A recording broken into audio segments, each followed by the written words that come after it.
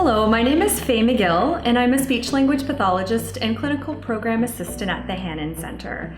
I have over 15 years of experience working with children and families, the bulk of which includes children with autism and their families. And I'm here to speak to you today a little bit about autism spectrum disorder. Because autism is becoming more and more common, parents often ask me about the signs of autism. And while speech-language pathologists like me can't diagnose autism, it's specially trained doctors or psychologists that do this, we are trained to be aware of some of the signs of autism so that we can give parents the right guidance early on. We're often the first professionals that families speak to about developmental concerns, and this is because we get involved early to address early developing skills like communication, play, and social interaction. And these are often areas that children with autism have difficulty with. Being aware of the signs and symptoms of autism is important so that you can speak to your doctor or developmental specialist right away if you see any of these signs. We know that the earlier intervention is, the better the outcome is for children. So the earlier you can get something started, the better. So what is autism? Autism is a complex developmental condition with a neurological component, and it can make interacting with others and processing information difficult.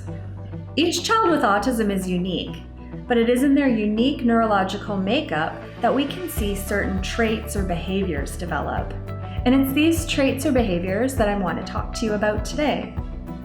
And remember, if your child has one or even some of these traits, it doesn't necessarily mean that your child has autism, but it may mean that you'd want to speak to a doctor or a specialist to find out a little bit more information about further assessment. So let's talk about some of these traits that you'd expect to see developing by about 12 months of age, but that many children with autism have difficulty with. One trait that's commonly discussed for children with autism is difficulty with eye contact or looking at other people. In fact, many adults with autism have said that this can be difficult, and the fact that eye contact can be near painful, or that if you really want to pay attention to somebody, it's difficult to look at them at the same time. Another feature that parents of children with autism may see is that their child doesn't really babble. And babbling refers to the sounds that babies make before they start to talk. So hearing things like ba, ga, da, da. As children get older, babbling becomes more sophisticated. So older infants will start to have babbling-like conversations where they go back and forth with a parent or caregiver, taking turns in babbling. Something else to look out for is the use of gestures like pointing, waving, nodding your head, or shaking your head. Many children with autism don't use these gestures or don't use them often. And by the same token, children with autism may have difficulty reading or responding to an adult's gesture like pointing out something of interest or understanding when an adult shakes their head no. Another sign of autism is when shared enjoyment is not clear or obvious. Shared enjoyment just refers to the child's desire to connect and share with others just for the sake of engagement in connecting. So this might look like smiling or laughing with the caregiver when the caregiver is playing with the child. It's not that children with autism don't want to engage or connect with other people, but the way that they show or share their enjoyment may not be what you'd expect.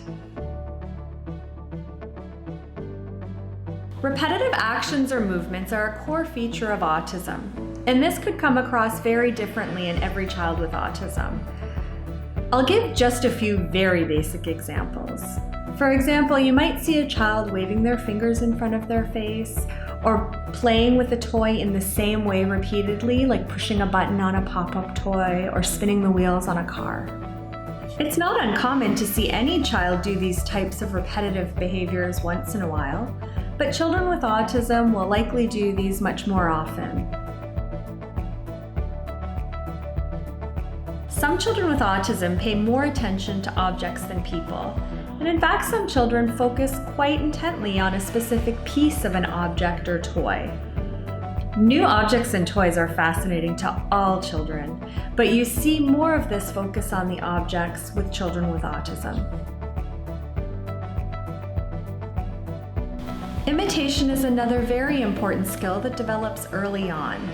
You might see children as young as 12 months of age copy things like banging a drum or clapping your hands, or even imitate sounds and very early words.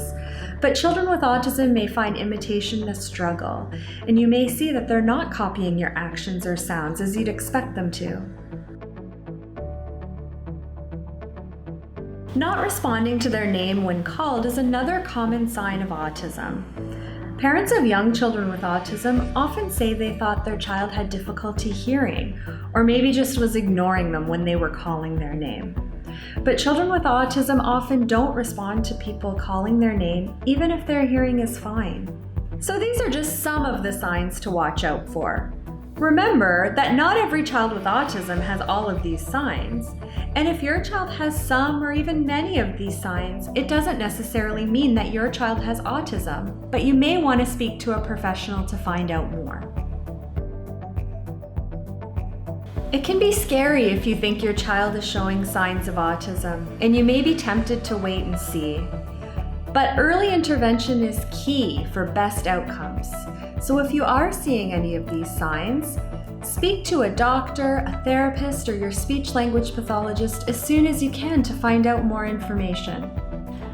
It's also important to remember that there is hope.